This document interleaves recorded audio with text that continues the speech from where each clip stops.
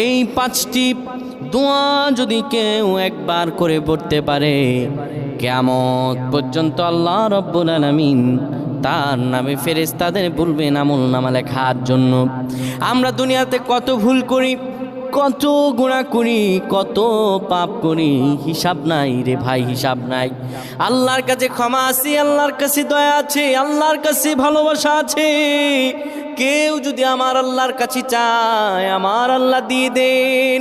ও আমার প্রাণের ভাইরা, 5টি দোয়ার মাঝে 1 নাম্বার দোয়া হলো সুবহানাল্লাহি ওয়া বিহামদিহি, এটি পড়তে হবে।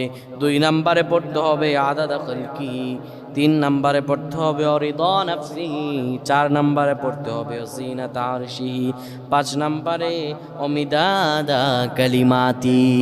এই 5টি দোয়া যদি কেউ পড়তে পারে, কিয়ামত পর্যন্ত তার আমল নামা লিখাই হবে। সুবহানাল্লাহ, আল্লাহ আমাদের কবুল করুন।